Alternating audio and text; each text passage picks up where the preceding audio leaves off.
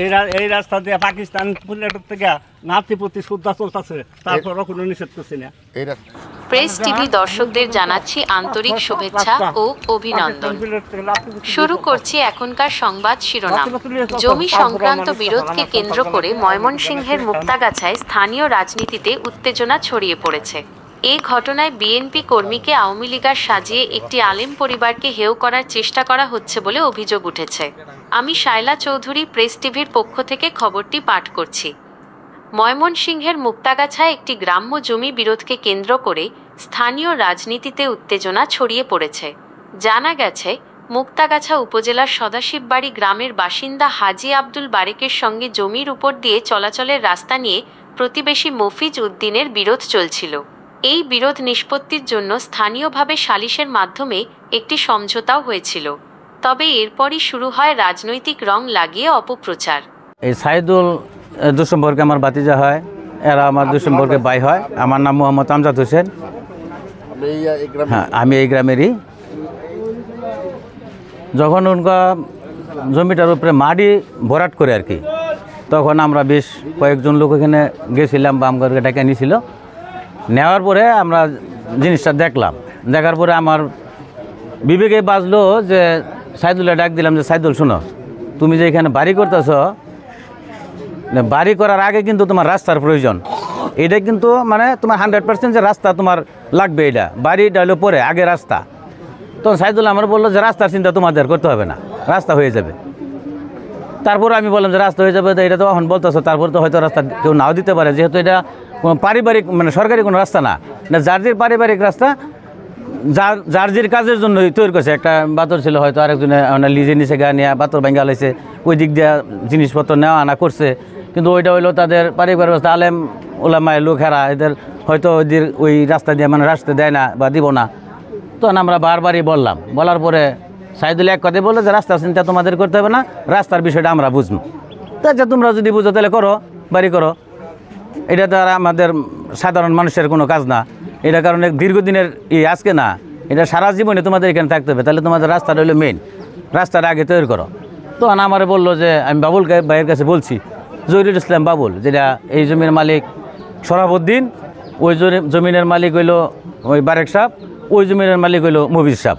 এখন তিনটা ব্যক্তি এখানে, তিনটা ব্যক্তি একত্র হইয়া তোমরা এলাকার কিছু গণ্যমান্য ব্যক্তি ডাকো, ডাকিয়া এটা একটা ফয়সালায় আসো। কারণ এটা তো যে আজকে তোমার মনের ভিতরে জিত, অমুকের মনের ভিতরে জিত, তাহলে তুমি রাস্তা যদি না পাও, তোমার বাড়ি করার কোনো মূল্য নাই। এত সুন্দর বাড়ি করতেছো, আগে রাস্তা করো। তারপরে আমার সাথে আর ওই ব্যাপারে কোনো আলাপ করে নাই।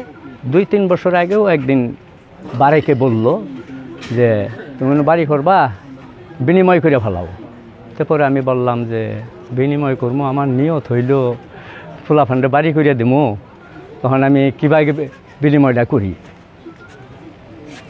আচ্ছা, তে আমি ওইভাবেই রইলাম, ও ওইভাবেই রয়ে গেল, ওইভাবে রয়ে গেল। তো এইভাবে দিন যাচ্ছে। তখন পোলারাও আমার বাড়ি করে দেন লাগে, করান লাগে। পরে আমি একদিন বললাম যে হ্যাঁ করো বাড়ি, কিন্তু এনু আমার ভুল হইল কি, ও যে আমার যাবার দিত না, এই কথাটা আমার খেয়াল পড়লো না কোনো দিন। আমার যেমন ওইটাও যেমন একটু অসুবিধা বোধ লাগে।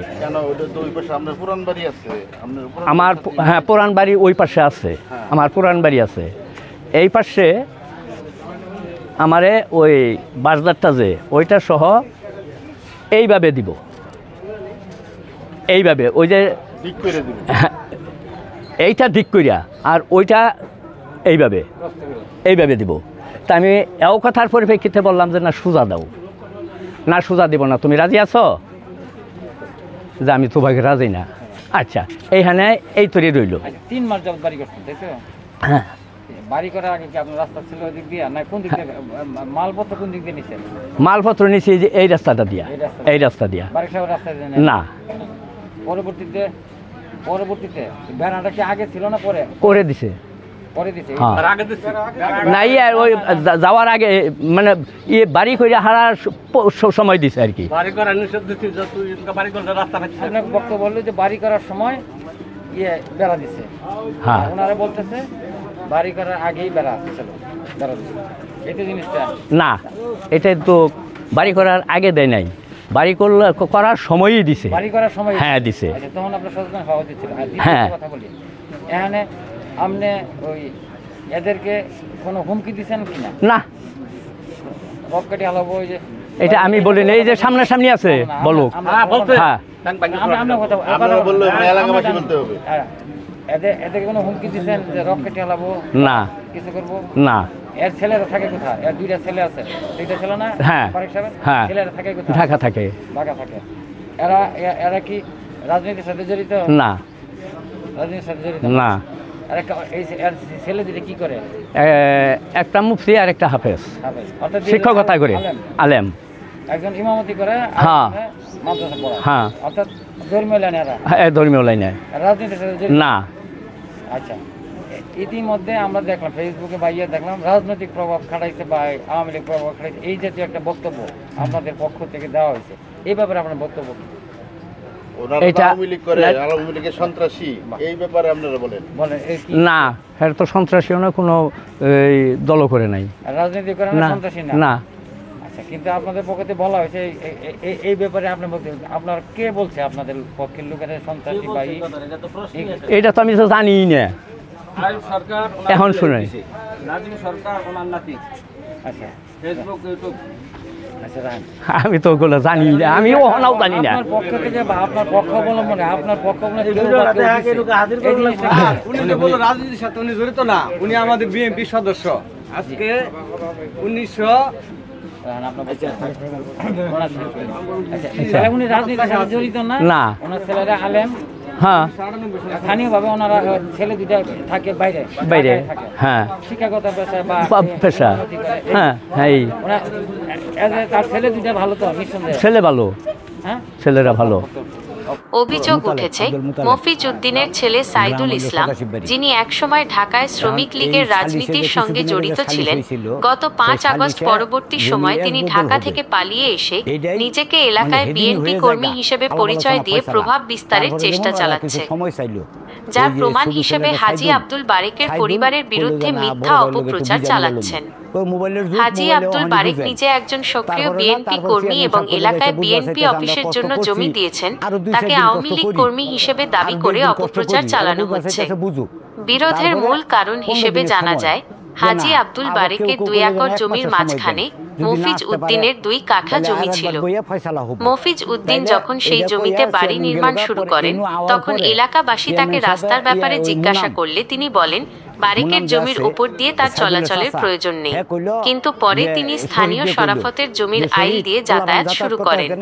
বারেক নিজে মফিজকে প্রস্তাব দিয়েছিলেন তার বাড়ির পাশে যে জমি আছে সেটি দিয়ে দিতে, যাতে তারা এক পাশে সরে যেতে পারেন, কিন্তু মফিজ উদ্দিন রাজি হননি। বাড়ি নির্মাণের সময় সাইদুল ইসলাম শরাফতের জলাশয়ের জমির উপর দিয়ে এক্সকাভেটর ও অন্যান্য মালামাল আনেন।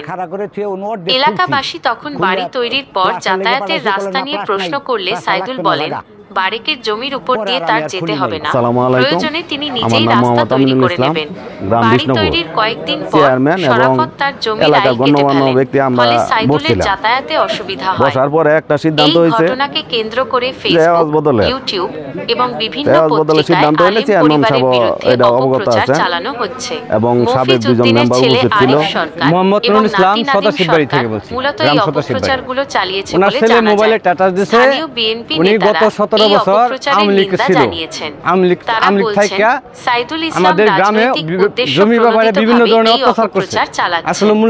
ইউনিয়ন পরিষদের চেয়ারম্যান সালিশের মাধ্যমে মীমাংসিত বিষয়টিকে নিয়ে মিথ্যা তথ্য ছড়ানোর ঘটনায় ক্ষোভ প্রকাশ করেছেন। এই ঘটনা মুক্তাগাছার স্থানীয় রাজনীতিতে নতুন করে উত্তেজনা সৃষ্টি করেছে। স্থানীয়রা বলছেন ব্যক্তিগত জমি বিরোধকে রাজনৈতিক রং দিয়ে ঘোলা করার এই অপচেষ্টা নিন্দনীয়। এতক্ষণ প্রেস টিভির সাথে থাকার জন্য আপনাদের সবাইকে ধন্যবাদ। আমাদের পরবর্তী সংবাদে আমন্ত্রণ জানিয়ে এখানেই শেষ করছি। আল্লাহ হাফেজ। আমাদের যে জায়গা সংক্রান্ত বিষয় নিয়ে আজকে এই সমস্যার সৃষ্টি হয়েছে, এখানে বাড়ি করার পূর্বেই আমরা এটা গণ্যমান্য উপস্থিত লোকদের দিয়ে তাদেরকে নিষেধ দিয়েছিলাম।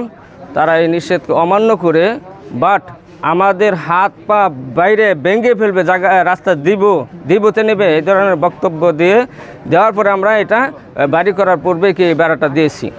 হ্যাঁ, এখন আমাদের বিরুদ্ধে ফেসবুক, ইউটিউব, পেপার, সাংবাদিক সম্মেলন করে যে অপপ্রচার, অকথ্য গালিগালাজ করেছে তার প্রতিবাদ জানাচ্ছি।